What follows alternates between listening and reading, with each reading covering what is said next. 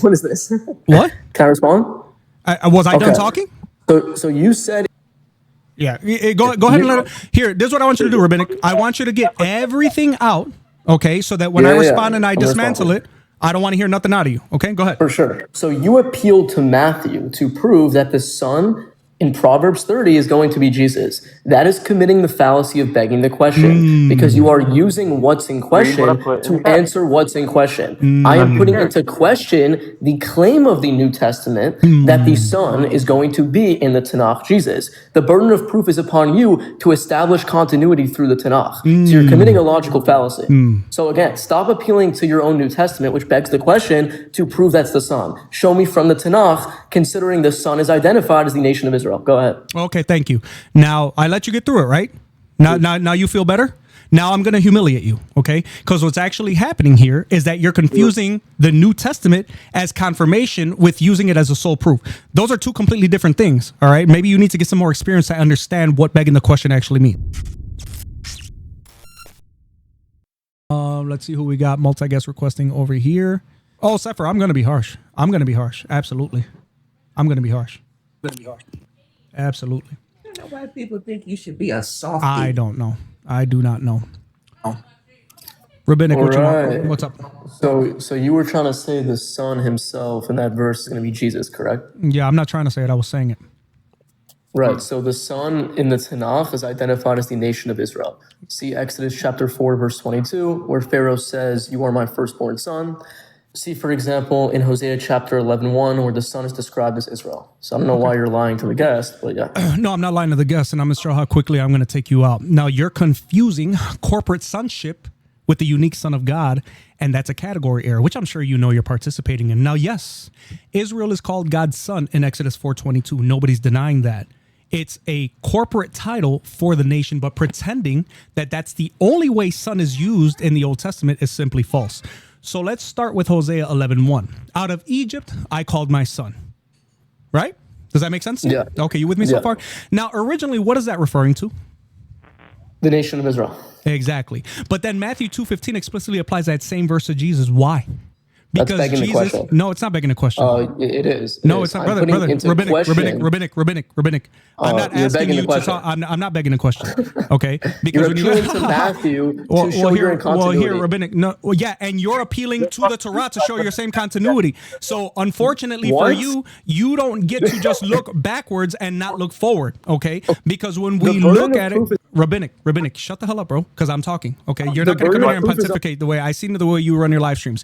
You're not in charge here, okay? Why are you crashing? I'm not crashing out. I'm telling you to shut up, all right? Because you are correct in originally that it's referring to Israel's Exodus. But Matthew 2:15, and notice, guys, only a Jew would right away try to stop me and say, oh, you're begging the question. Well, unfortunately for you, the New Testament is where these Old Testament connections are made. So I don't give a good damn if Rabbinic doesn't like it, because in Matthew 2:15, we're applying the same verse to Jesus. Why? Because Jesus is the true Israel, the faithful son who succeeds where national Israel failed. Okay? Can I respond? Brother, hold on. Ninjality, hold on, brother, because I'm talking to somebody else right now. Now, you can't just what is this? What? Can I respond? Was I done talking? So you said. Yeah. Go ahead and let it. Here, this is what I want you to do, Rabbinic. I want you to get everything out, okay, so that when I respond and I dismantle it, I don't want to hear nothing out of you. Okay, go ahead. For sure. So you appealed to Matthew to prove that the Son in Proverbs 30 is going to be Jesus. That is committing the fallacy of begging the question because you are using what's in question to answer what's in question. I am putting into question the claim of the New Testament that the Son is going to be in the Tanakh Jesus. The burden of proof is upon you to establish continuity through the Tanakh. So you're committing a logical fallacy. So again, stop appealing to your own New Testament, which begs the question to prove that's the Son. Show me from the Tanakh, considering the Son is identified as the nation of Israel. Go ahead. Okay, thank you. Now, I let you get through it, right? Now you feel better? Now I'm going to humiliate you, okay? Because what's actually happening here is that you're confusing the New Testament as confirmation with using it as a sole proof. Those are two completely different things, all right? Maybe you need to get some more experience to understand what begging the question actually means.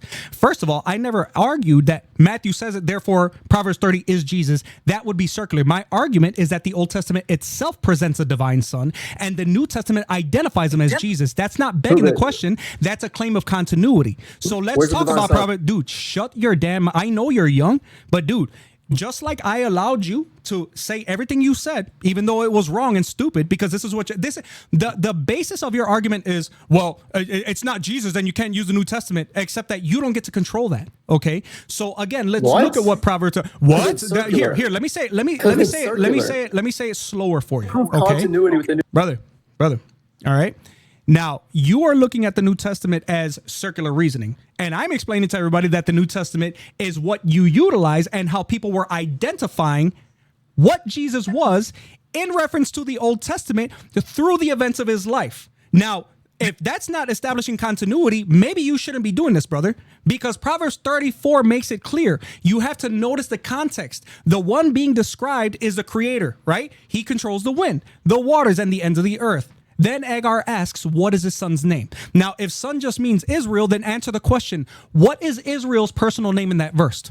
Good question. Yeah, good question. Go ahead. So first of all, okay, can I respond? Yeah. Okay. So first of all, you're interpreting Proverbs 30 that the son is creating. This is not what the verse is saying. It says, what is his name? When did I say that? Hey, can I finish? No, when did I say that? Okay, no, Your that's what you're ChatGPT doing. is failing you, bro. Your ChatGPT is failing you. I'm not using chat, and if you're not going to let me speak, I can't engage with you. Go ahead. Okay? So let me speak. So when you're conflating the fact and you're assuming that in Proverbs 30, it's showing that the son is actually creating. He is divine in this aspect. As I already stated, and I'll show it to you, it's not describing the son as being part of creation or creating. It's describing the Father. It's describing God as the creator. And then it says, what is his name? And what is the name of his son? If I said this, brother, there's a guy that goes live and debates Jews and Muslims. What is his name and what is the name of his son? That's not entailing the son is the one who goes live. So it's not showing the son is committing the action of creation, which is why you're not tracking. So show me no. You are actually the one who's not tracking, Go ahead. Little boy. And because I never said that Proverbs. Dude, shut the hell up. Okay, I never said that Proverbs 30 teaches that the son created the universe. Okay, that's just going to show that you don't know how to listen, and it stands to reason because you're a child, right? I said that the passage, bro. I'm not going to tell you again. I know you're a little boy, but keep your mouth shut when adults are talking, okay? I never said that Proverbs 30 teaches the son created the universe. You're too stupid to actually track. The question is obvious. Why does a creator have a son? If your answer is Israel, then you've got serious problems. First of all, the text doesn't ask, what is the name of his nation? It asks, what is his son's name? That's a personal question, not a corporate one. And again, here, let me help you out, Rabbinic. Let me help you out. I'm going to put you down back in the comment section like the child that you are, okay? And then when you learn how to shut the hell up, because that's the problem, is that you're getting your ass whooped here, and then you want to interrupt in the middle of it, despite the fact that you engaged in a straw man, despite the fact that you're saying you got to establish continuity, but you can't use the New Testament. Well, I'm so sorry that the followers of Jesus Christ were the ones who established a continuity and you don't like it. But you had no problem connecting Proverbs to Exodus and connecting it to Psalms, I believe it was. You had no problem with that, right? But you have no way to answer what is the name of his son. And then you came back and you said, well, it's not saying that the son is creating. Who the hell said that? As a matter of fact, in the chat, type 1 if that's not the argument that I made, or type 2 if I said in Proverbs 34 that the son was creating. Please go ahead.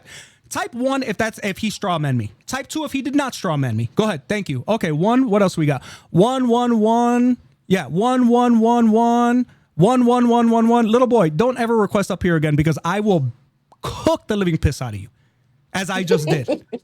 Don't ever in your life come in. And then on top of that, trying to say that the New Testament is circular, you idiot. The ones who established the continuity were the disciples and the ones who were following Christ. What's wrong with you? Right. You dingbat? Rabbinic reasoning. And you take the reasoning out of your name, bro, because you're not good. You are not good. You're actually a lot worse than I thought. That's disappointing. That is really disappointing. We got a bunch of people over here at Video Ninjas. That's disappointing, man. I can't wait to upload that. And that was a short conversation too. That little boy showed that he cannot track a conversation. And the best that he had for his argumentation was the New Testament is circular reasoning. Establish continuity, but I can use the Tanakh, but you can't use the New Testament. You idiot. The New Testament is a historical document. It's establishing Jesus and it was being done by Jews who will always know more about Judaism than you ever will. It was Jews who were the first Christians. They were the ones that established the continuity between Jesus Christ and the Old Testament prophecies, you dingbat. What an idiot. What an idiot. My goodness gracious.